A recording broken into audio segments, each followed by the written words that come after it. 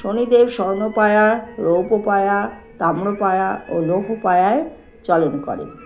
যখন তিনি তাম্রপায়ায় চলন করেন কিছু রাশির জন্য খুব ভালো হয়, আবার কিছু রাশির জীবন দুর্বিষহ হয়ে ওঠে। শনি 7.5 ঢাইয়াতে জীবন দুর্বিষহ হয়। এই 5 জিনিস কাছে রাখুন, দূর হবে সমস্যা। কাছে রাখুন 7মুখী রুদ্রাক্ষ, লোহার আংটি, শমী গাছের শেকড়। এই জিনিসগুলো কাছে রাখলে শনির ঢাইয়া বা 7.5 প্রকোপ অনেকটা কম হয়। কেন কম হয় এবার বিস্তারিত কিছু আলোচনা করছি। শিবপুরাণ অনুসারে 7মুখী রুদ্রাক্ষ ধারণ করলে শনিদেবের ক্রোধ থেকে বাঁচা যায়। এই রুদ্রাক্ষ মহালক্ষ্মীর রূপ।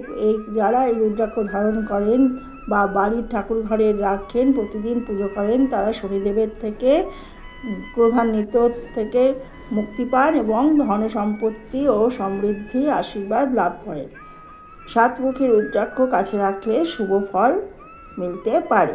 শনিদেবের প্রিয় ধাতু লোহা। মধ্যম আঙ্গুলে লোহার আংটি পরলে শনিদেব সন্তুষ্ট হন। লোহার আংটি পরতে চাইলে শনিবারই পরা উচিত। শনির অশুভ দৃষ্টি বা অশুভ ফলের থেকে কিছুটা মুক্তি পাওয়া যায় লোহার আংটি ধারণ করলে। শনির 7.5 বা ঢাইয়া থেকে মুক্তির আরেকটি উপায় বলছি। শনিদেব স্বামী গাছে বাস করেন বলে বিশ্বাস, তাই আপনারা শনির অশুভ প্রভাব থেকে মুক্তি পেতে বাড়িতে স্বামী গাছ লাগান। গাছ লাগাতে অসুবিধা থাকলে শনিবার দিন ব্রাহ্ম মুহূর্তে স্নান করে স্বামী গাছের শেকড় নীল কিংবা কালো কাপড়ে বেঁধে আপনারা হাতে তাগার মতো বাঁধতে পারেন। এতেও উপকার পাওয়া যায় শনিদেবের প্রকোপ থেকে। সবশেষে আসছি নীলা বা নীলকান্তমণির কথা বলতে। এই রত্ন শনিদেবের অত্যন্ত প্রিয় রত্ন। এই রত্ন ধারণ করতে চাইলে জ্যোতিষ পরামর্শ নিয়ে করবেন। আর যদি না চান তাহলে এই রত্ন আপনারা ঠাকুর ঘরে রেখে পুজো করতে পারেন।